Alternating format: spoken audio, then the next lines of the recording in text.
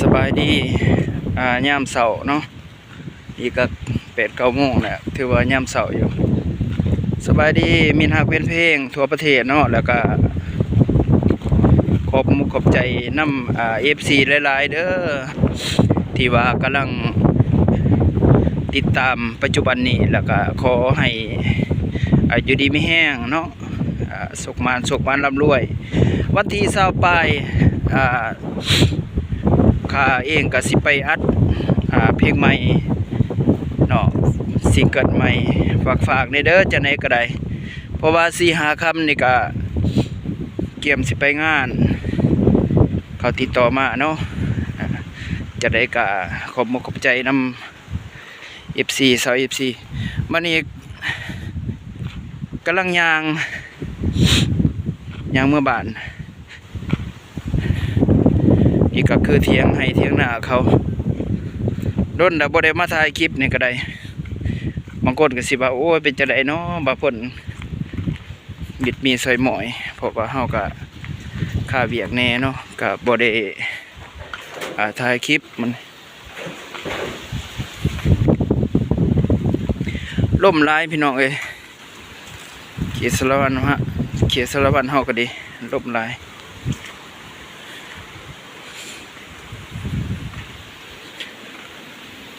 จะได้ก็ฝากในเด้อซิงเกิลใหม่เพลงของผู้ขาเพลง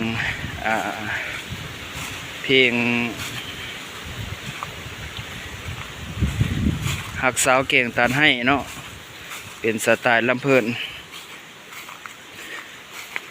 บางคนก็จะเห็นแหละเพราะว่าตัวเสพสดเอาลงสุดก่อนน่ะเนาะ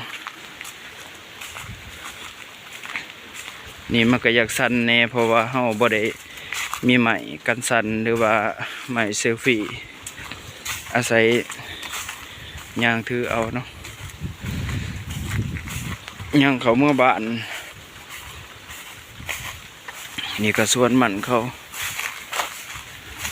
บ่ได้ปลูกมัน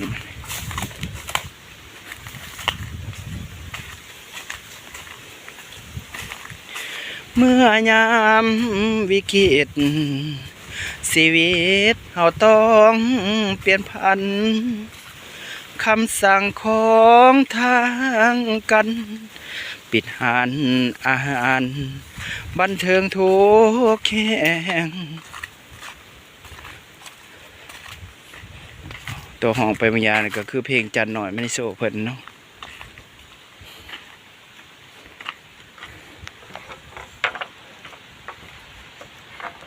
มาถ่ายคลิปให้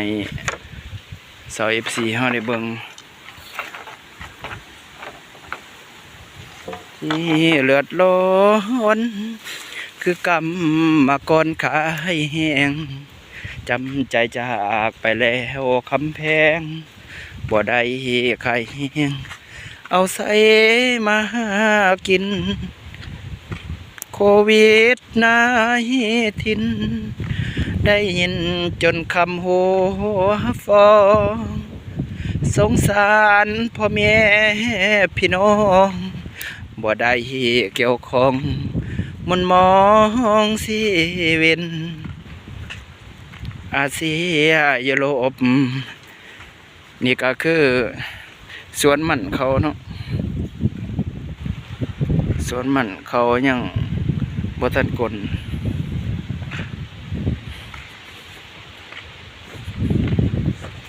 ที่เดือดร้อน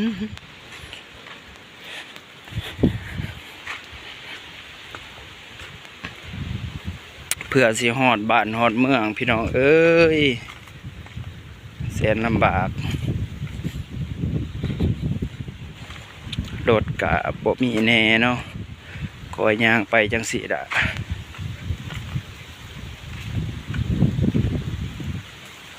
บางครั้งถึกโชคดีแน่กะเขาขี่รถกายเขากะบ่ได้มีเมตตาเขากะสอนเมื่อ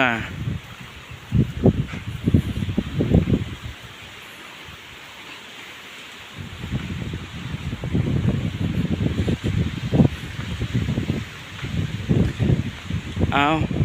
จบเพียงเท่านี้ก่อนเนาะบัดแล้ววางๆจังสิค่อยๆมาถ่ายคลิปให้เบิ่งอีกเนาะ